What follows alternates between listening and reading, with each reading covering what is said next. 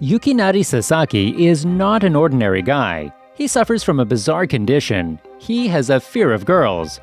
For all his life, he has been bullied by people, especially girls, for being short as hell.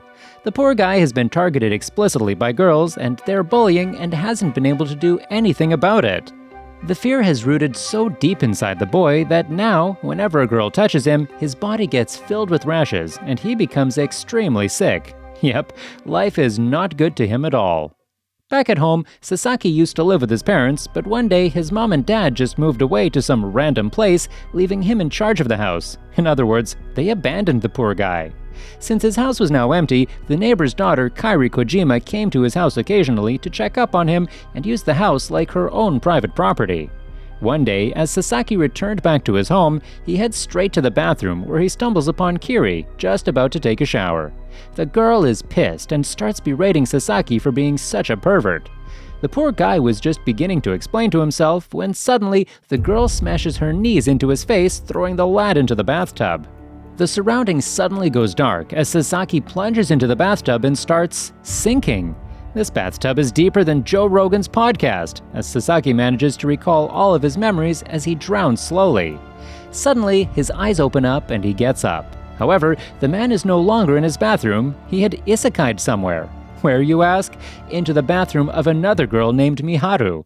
Fortunately for him, this girl is not as rowdy and rude as the ones he knew on Earth. Miharu, unclothed obviously, jumps onto Sasaki like he is some kind of a celebrity and starts asking him all sorts of questions. Sasaki, however, is confused as to how he got to this strange place. Miharu doesn't let up with her questions and starts getting uncomfortably close to Sasaki without having any clothes on. This is all too much for the poor guy, and Sasaki ends up fainting. When he finally wakes up, everything around him is now PG-13 and not 18+. Miharu has dressed up too, and more importantly, Sasaki doesn't seem to have developed any rashes by her touch. He is safe, at least with Miharu. The two start talking, and Sasaki realizes that he had been transported to another planet called Seiren. The planet was close to Earth, but was only visible to those who had previously visited it. Just then, Miharu's sister Kanaka arrives. As soon as she notices Sasaki, her eyes widen, and she starts mumbling to herself how the boy is not perfect, but will do just fine as her mate. Like a crazy animal, she rushes to grab Sasaki and plunges him into her chest. The boy instantly faints at the woman's touch, but before he could get even more serious, Miharu knocks out her sister and takes Sasaki outside. The two then sit by the local fountain, and soon enough, two young girls appear near Sasaki. He greets them with a smile, but then the little girls start holding on to him, asking him to marry them. Someone call the FBI! Sasaki quickly gets up and glances around. Literally no one around him was male. This world was filled with females, and he was stuck in it. Miharu explains that less than 10% of Seiren's population was male, and that's why all the women acted crazy when they saw one. Before she could finish, a horde of women arrive at the scene and surround them. They try to run away, but the women's gang is being led by Miharu's sister, so they know exactly where Miharu is going to run, not to mention Sasaki is not exactly the athletic type either, and falls down every chance he gets. Soon, the women grab hold of him and start feeling him up, right there on the street. Miharu doesn't know what to do, when suddenly, a bright light starts emitting from her body and a huge explosion occurs, knocking out every single woman in the area. Sasaki is blasted off like Team Rocket and lands right back into the same bathroom as before. Miharu quickly follows Sasaki in, and the two notice a vision coming from the bathwater. It was Kiri. Turns out the girl was a tsundere and secretly liked Sasaki. The poor girl was crying over the bathtub, thinking that she might have ended Sasaki's life with that knee kick to his face. Sasaki decides maybe it's best that he returned back to his own world, and Miharu decides to help him. She undresses, which was highly unnecessary, and gets into the bath with Sasaki. A strange bright light surrounds them, and Sasaki is transported back to his real world, much to the delight of Kiri. However, this happiness fades away in seconds when she notices an unclothed girl stuck to Sasaki's behind. Miharu had somehow traveled with him. This time, Kiri gets even angrier. She punches the poor dude so hard that he ends up flying around the room. However, this time he doesn't get transported anywhere. He just gets really, really hurt. A few days have now passed, and all efforts to send Miharu to her homeworld had failed. It's as if she was stuck in this new world. Despite having a literal person now to take care of, Sasaki still decides that he has to go to school too. That's right, kids, stay in school. Sasaki and Kiri leave home with tons of snacks for Miharu to have during the day, promising her that they would bring back some curry bread from school when they returned. As soon as the two students leave, Miharu gets bored. So bored that she starts eating everything that the two left behind and finishes it all in just one go. Even after eating all of that food, she is still hungry. Apparently, Earth food is just not enough for her, and in hunger, she just leaves home, hoping to find Sasaki's school and eventually that curry bread that they had offered her earlier. She wanders around town from one place to another, hoping to find the school, but to no avail. Suddenly, she finds a fruit shop. The owner is desperately trying to sell some of his products and notices Miharu staring at the banana. The courteous shop owner allows the girl to have one banana, and Miharu goes ahead and proceeds to eat the banana in the most sus way possible. That's just straight up demonetizable. The owner watches in awe as the girl sussily sucks on the banana.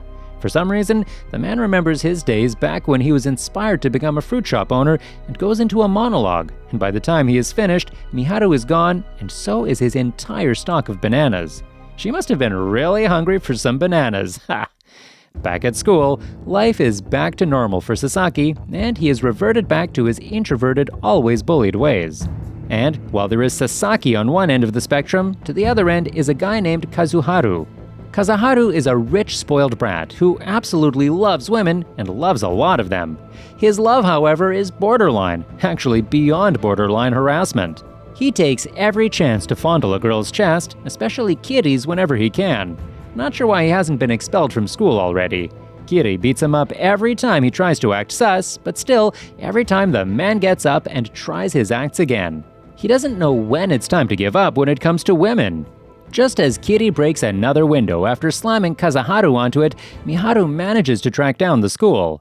She arrives and is met by Sasaki and Kiri. However, when her voice reaches Kazuharu's ears, he cannot stop himself from rising up to meet this new girl that he hadn't harassed yet. The man races to the ground, grabs Miharu, and runs away like Swiper from Dora the Explorer. Sasaki rushes to rescue his friend, but the sly Kazuharu pushes him into the woman's locker room and even manages to subdue Kiri somehow. But just then, Miharu uses her powers and explodes, causing Kazuharu to let her go. The explosion wakes up Kiri, who kicks the man into the men's locker room. As I said earlier, Kazuharu is the exact opposite of Sasaki and is allergic to men, so it's safe to say he had a rough time in that locker room.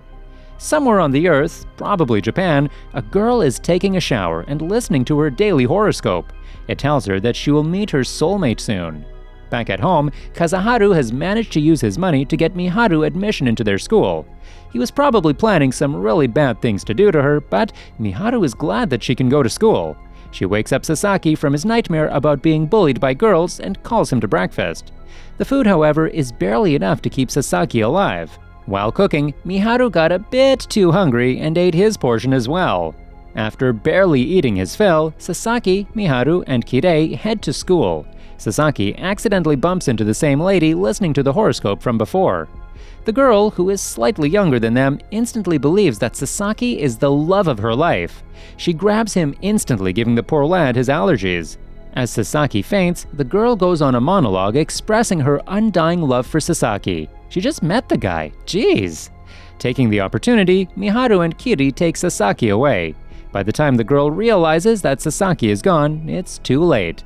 They have already reached their school. However, she calls someone to take the target into captivity. Some James Bond stuff was about to happen. While in school, Sasaki and his group is discussing about the event earlier with Kazuharu, pretty pissed that Sasaki didn't bring another cute girl along with him, when suddenly a flash grenade launches into the room and two hitmen enter like some classic spy movie. The flashbang affects everyone except Kiri, but she is no match for the two hitmen who take Sasaki away after smoking the place with another smoke bomb. When they all come back to their senses, Kazuharu seems to know what this whole mess was and leads them to where he thinks Sasaki might be. It turns out that the kidnappers of Sasaki were actually working for the girl from earlier, who is Kazuharu's sister, Lisa. Lisa is as crazy as Kazuharu, but for boys, and to top it all off, she even does some really creepy black magic stuff, so she is a walking red flag. Right now, she has Sasaki bound to a crucifix, and she starts to summon a demon to bless them for marriage. She then heads to kiss Sasaki, who has already fainted due to his allergies. Miharu notices this, and in order to help her friend, she uses her power and explodes just in time to stop both the monster and Lisa at once. They rush Sasaki to the school nurse, and Lisa finally learns that Sasaki is actually allergic to girls. Feeling bad for her actions, she later prepares a huge feast only for Sasaki.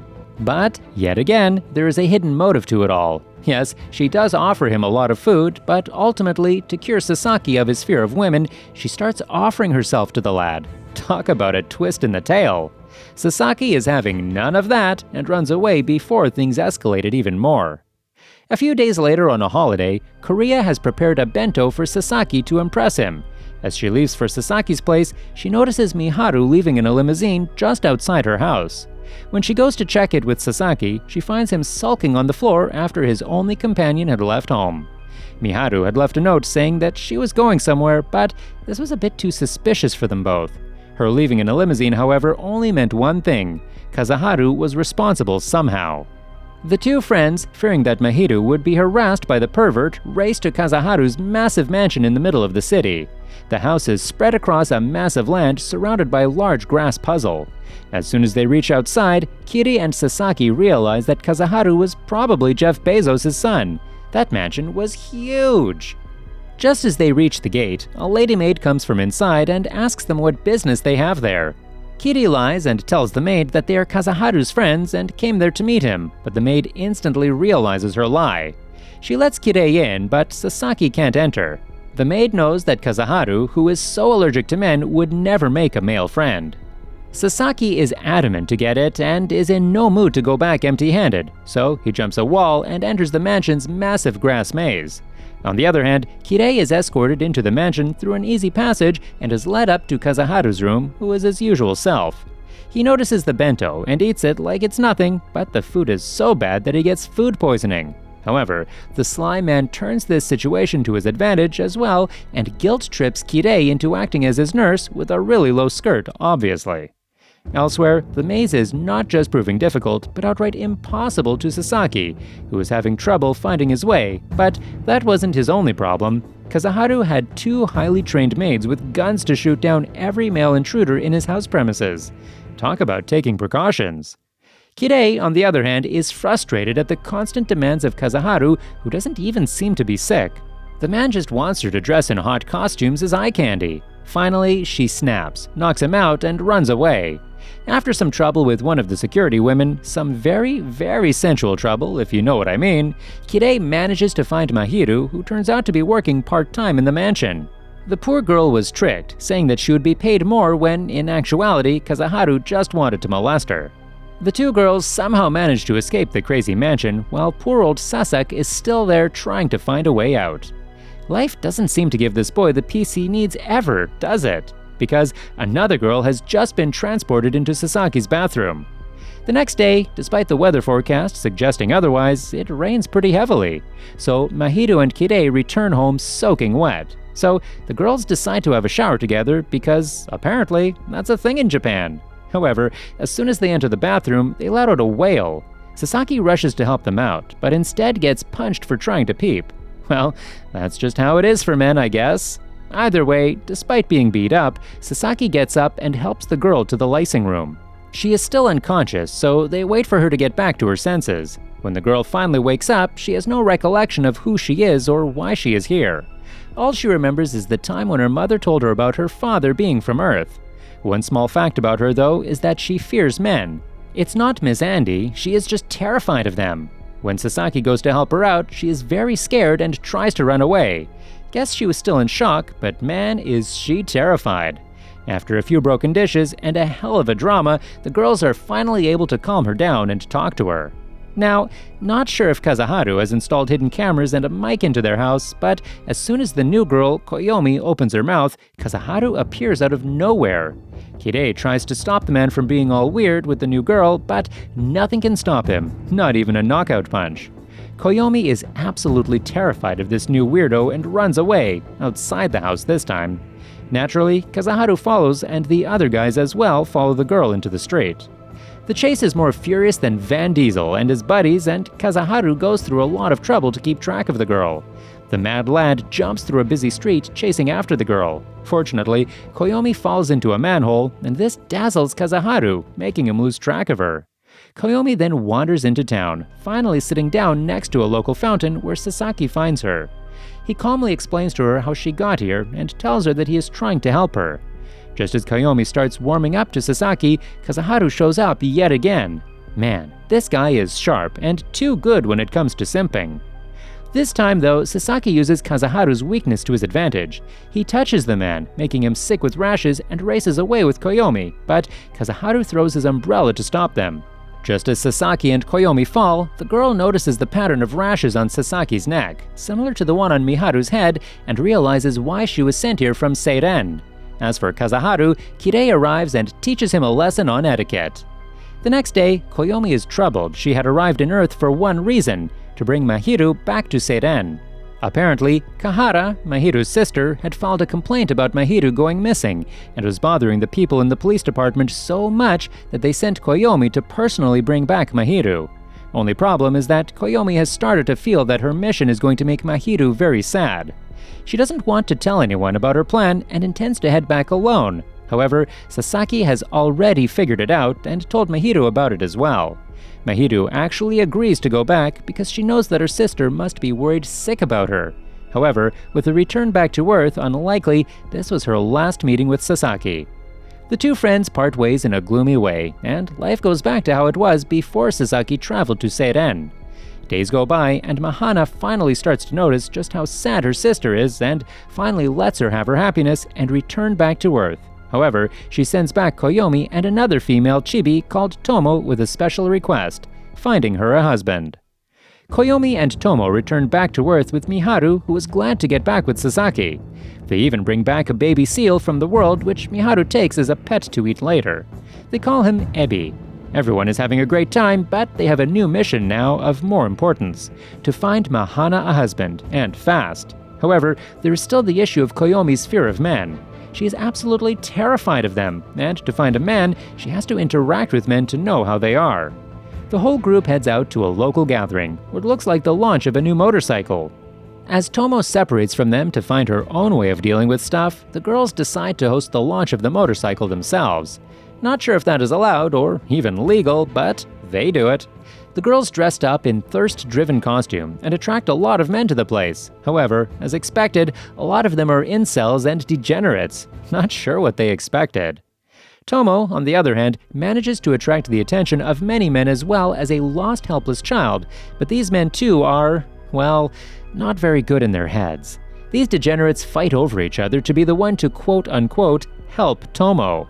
Lisa, however, notices all this and is in no mood to let her rivals to attract Sasaki succeed, and so, to foil their plans, she sends her workers. One of these men shows the degenerates another picture, and they rush away, leaving Tomo with no one else. As she sits there sulking, another man shows up and helps her. He is gentle and kind and even offers the little girl back to her place. But yes, you guessed it, this guy was none other than Kazaharu. Tomo accidentally takes Kazaharu back to Seizen, but the pervert shows how big of a degenerate he is and is instantly rejected by Mahana. And yes, both of the girls are back on Earth. The next day, Mahiru is super happy about something and is visibly smiling at the day.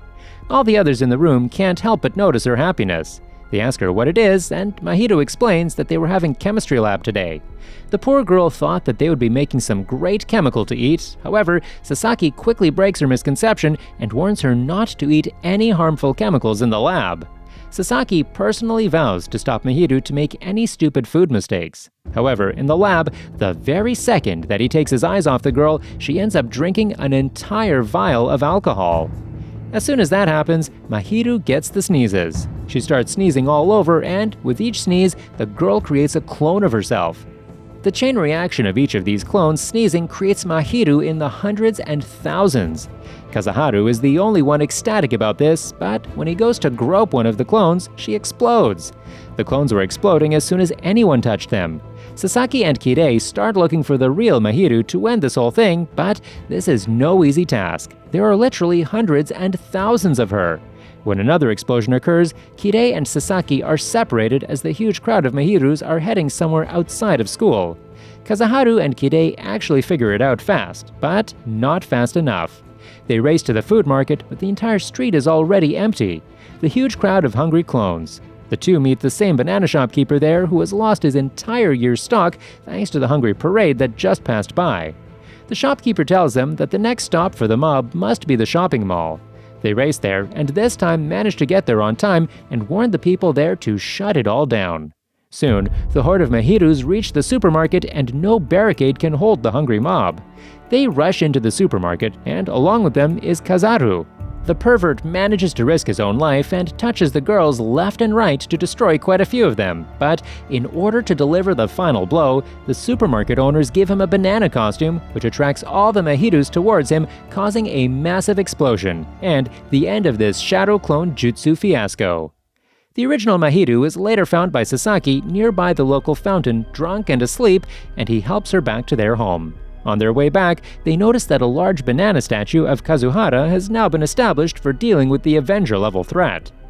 The next day, when Tomo and Kirei get into an argument, Tomo decides to show everyone just how powerful and useful she is by turning Ebi, the pet seal, who fortunately Mahiru hasn't eaten, into a literal girl.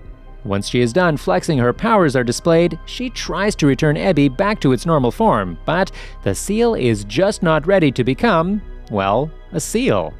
Ebi runs outside and runs into Lisa, who had arrived there to seduce Sasaki. With the last encounter with Kazuharu, Tomo doesn't really like his family that much. She berates Lisa and demands that she returns Ebi back, but when the girl doesn't flinch, Tomo uses her powers. However, Lisa is as strong as Tomo and can easily stop her attacks. She shocks everyone with her powers and takes Ebi away. However, after realizing that putting any young near her house, i.e. near her degenerate brother, is really risky, Lisa takes Ebi to a local park. It turns out that Lisa used to have a pet doll that she gave life to, but one day she accidentally put her in a spell and she disappeared. The same story is being told to Tomo and the others by one of the maids. The group had come to Kazuharu's house to search for Ebi, but now, after they had heard the backstory, the group had to find Lisa as well. However, as soon as they find her, Tomo summons 3 monsters like Pokemon and the battle of the magicians begins.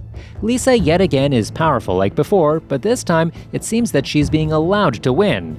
Just when she fires up an elimination spell that almost kills Ebi, Lisa's doll from her childhood appears and saves Ebi. The doll was created by Tomo, who gives it as a gift and peace offering to Lisa, and the two become friends, setting aside their differences. Wow, that was wholesome, but not so fast. Some sus things are yet to happen. A few days later, Sasaki manages to win a special trip to a faraway hot spring, and the whole group, Sasaki, Tomo, Kirei, Koyomi, and Mahiru, head to the location. When they reach there, they realize that the place no longer has any hot springs, and instead, the landlady had started a crocodile banana farm. Yes, it's as weird and straightforward as it sounds. So the group heads into the forest and enjoys some great time at the local river. Poor old Sasaki, who is allergic to girls, still gets beaten up for no reason at all. The man is allergic to girls and is still beaten up for being a pervert. 2 facts that just don't add up. When the group returns, they stumble upon a huge mansion, owned by none other than Kazuharu, and both he and his sister Lisa are there. They invite the group to join them for a trip to their private hot spring. This is obviously a trap, but the group fall into it anyway. Turns out their private hot spring is actually haunted by a ghost, and the siblings were using them as bait to lure the spirit. As soon as Sasaki enters the scene, the female spirit shows itself. Turns out that she was killed after being molested by a molester. She had already taken her revenge, but her soul was still not liberated. She requests that Sasaki reenact the molestation so that she could relive it and be free. Reluctantly, Sasaki agrees and the ghost enters Kirei's body, and, well, it happens. Can't quite explain the abusing part on YouTube, can we? The final day, Kazuharu challenges the group to a real sus ping pong match. If he wins, he will get a body wash from Kirei and Koyomi. However, what he doesn't realize is that Koyomi was actually the ping pong champion in her world, and with little trouble, the group managed to win against Kazuharu, and as his punishment, the pervert is put into a bucket and is cooked from the bottom with a fire. I don't know, this anime is really weird, but if you want to have a part 2, comment down below. If you enjoy the series, don't forget to leave a comment and a like to help the channel out. Thanks for watching.